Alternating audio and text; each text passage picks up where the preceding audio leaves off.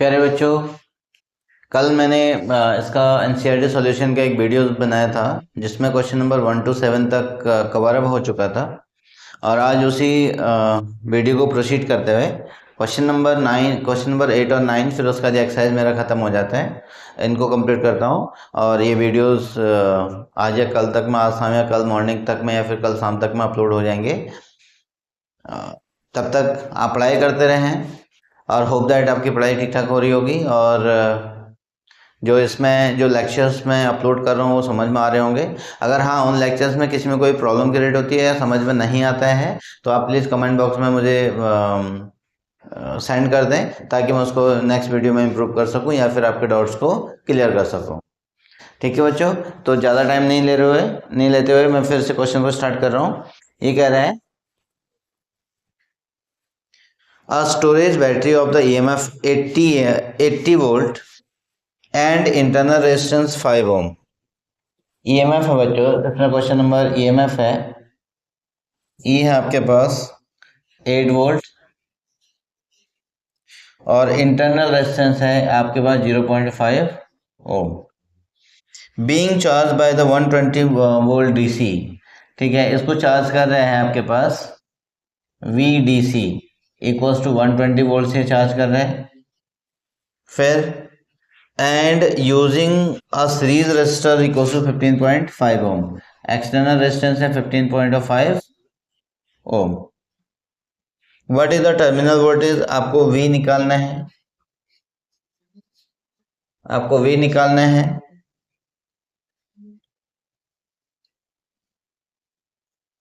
And what is the, तो बच्चों उसके बाद फिर है इसमें DC and the charging. What is the purpose of the having the series resistor in the charging circuit. ठीक है, पहली बात तो आपको इतनी कंडीशन आपको निकालनी है इसमें। और तो सबसे पहले तो हम इसमें उसको यूज करेंगे क्योंकि ये चार्जिंग कर रहे हैं। ड्यू टू द चार्जिंग,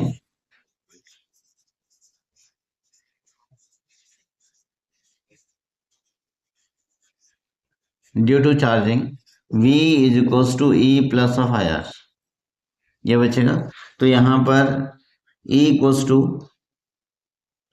आपके पास I R is equals to V minus of E।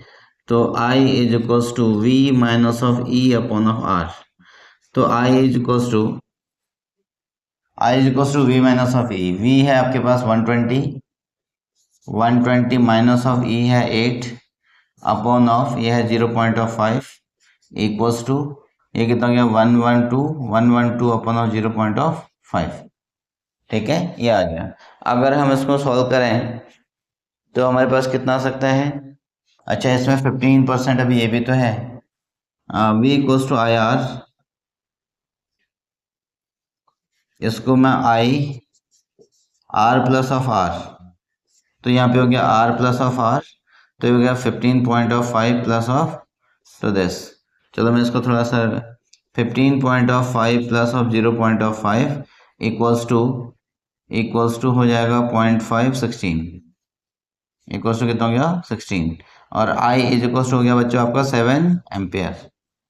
ठीक है, I इक्वल्स टू कितना हो गया 7 एम्पियर। इसमें जो करंट जो जा रही है वो आपकी कितनी जा रही है 7 एम्पियर की। अब इसमें से ये आपका हो गया 7 एम्पियर का। ओके, फिर उसके बाद क्या है, इसने आपको V निकालना है एज V इक्वल्स टू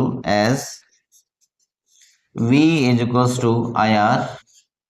तो this imply that V is equals to I है आपके पास 7 एम्पियर और R है आपके पास 15.5 और ये बचेगा वोल्ट। तो V इक्वल्स टू, अगर मैं उसको करूँ 35 3 और 38 और 3 7 और 3 और 10।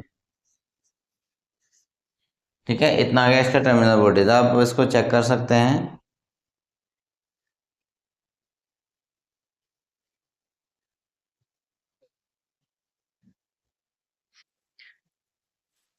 हम्म v इक्वल्स टू क्या हमारे पास। अच्छा बच्चों, यहाँ पर जो प्रॉब्लम हुई है वो इसने कहा कि the terminal potential difference of a cell. क्या कहा इसने? Terminal potential difference of a cell. तो यहाँ पर हमें क्या करना पड़ेगा कि जो पहले से है आपके पास, इसमें हो जाएगा E plus of I R, terminal potential difference of a cell जो पहले था, और अभी आई आर जो जो जनरेट हो रहा है उसको। अब उसके बाद ये कितना हो जाएगा यहाँ पर, v इक्वल्स टू कितना हो गया, यहाँ पे तो था आपके पास 8 और प्लस i था आपके पास 0.7, और ये हो गया आपके पास 0.5। तो कितना हो गया 8.3.5। तो इसको अगर हम v करेंगे तो 11.5 वोल्ट। ये सेल का टर्मिनल पोटेंशियल डिफरेंस हो जाएगा। ठीक है, ये किसका हो गया? सेल का पोटेंशियल डिफरेंस हो जाएगा कब? चार्जिंग के टाइम पे। ये कब हो जाएगा? चार्जिंग के टाइम पे। फिर इसने नेक्स्ट पार्ट कहा है कि इसको क्या कॉन्सेप्ट है कि इसको हम सीरीज कॉम्बिनेशन में कनेक्ट करें। A series resistor limit the current, series resistor limit the current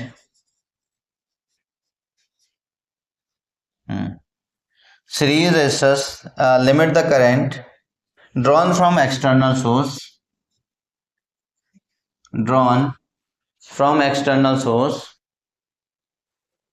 current drawn from external DC source, drawn from external DC source,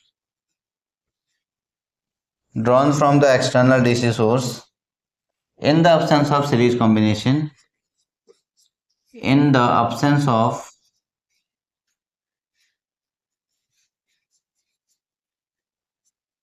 series combination, in the absence of series combination या series resistance, combination है series resistance,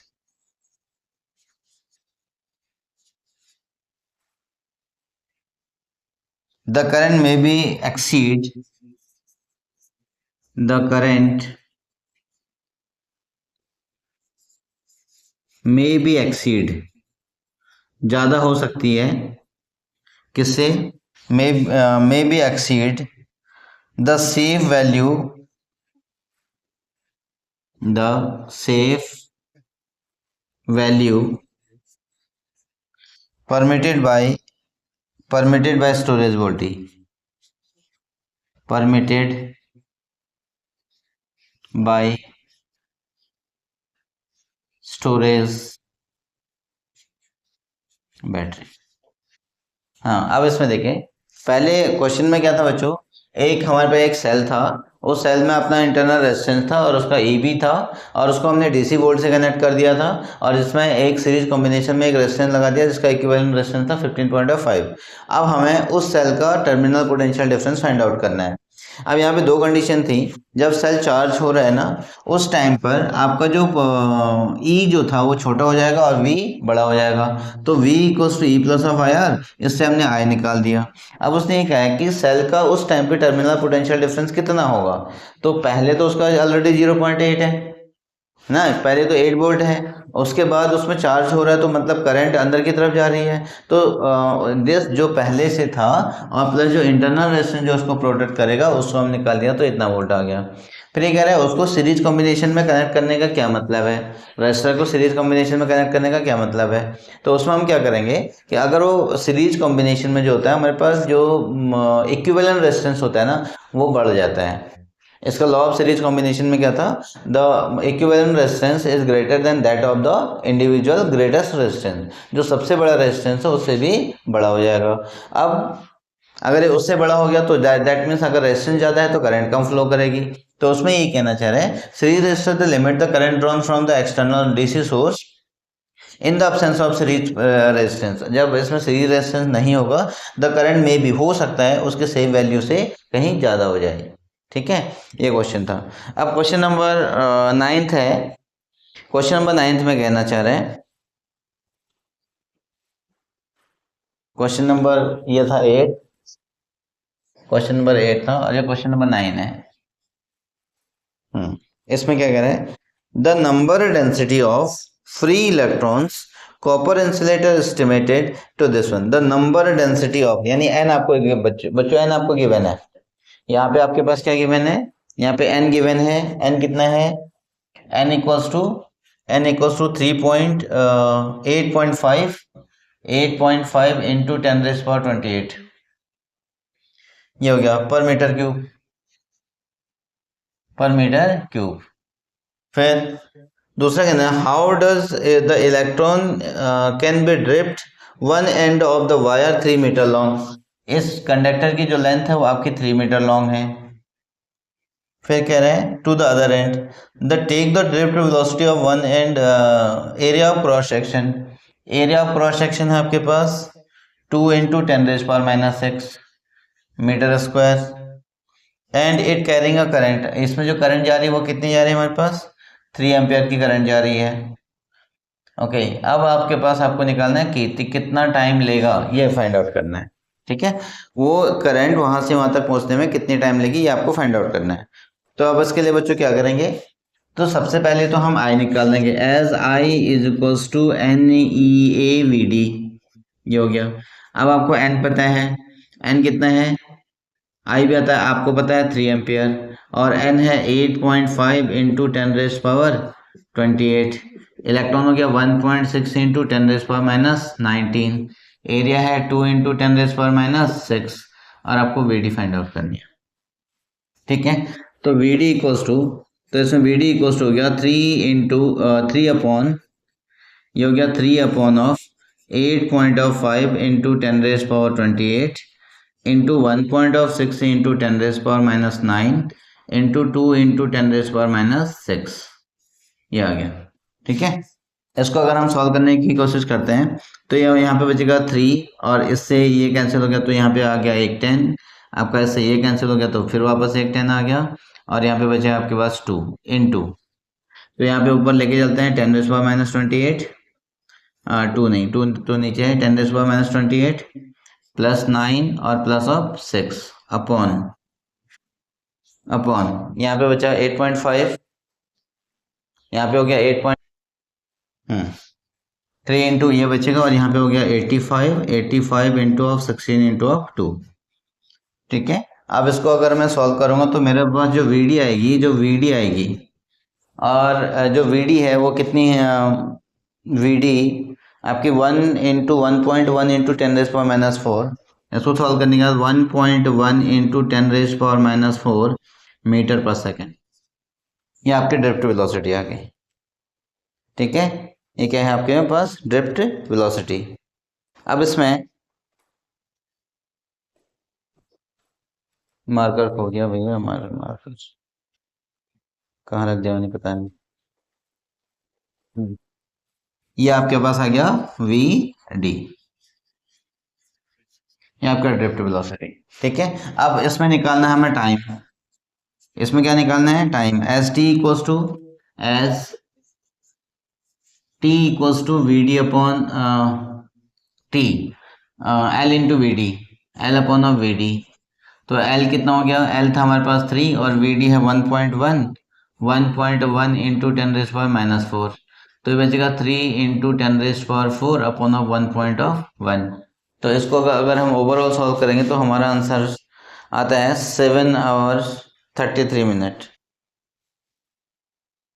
2.72, इसको solve करने के बाद 2.72 आ रहा है, हाँ 2.72 into 10⁻4 second, into 10⁻4 second, ये आपका आ गया टाइम। अगर हम इसको आवर में चेंज करेंगे तो 7 आवर, इसको अगर हम आवर में चेंज करते हैं तो ये हमारा आएगा 7 आवर 33 मिनट, 7 आवर 33 मिनट, ये आ गया मिनट। ठीक, ये आपका टोटल इसका टाइम आ चुका है, ये पूरा आपका टाइम पीरियड आ चुका है, और इसी के साथ ये इस एक्सरसाइज के सारे क्वेश्चंस हमारे सॉल्व हो चुके हैं। होप दैट ये आपको समझ में आए होंगे, और तब तक आप वीडियो को लाइक शेयर एंड सब्सक्राइब जरूर करें, और इस वीडियो को आगे बढ़ाते रहें, और आपको वीडियोस मिलते रहेंगे ओके बच्चों, पढ़ाई करते रहें। ओके बाय बाय, फिर मिलते हैं नेक्स्ट वीडियो के साथ में।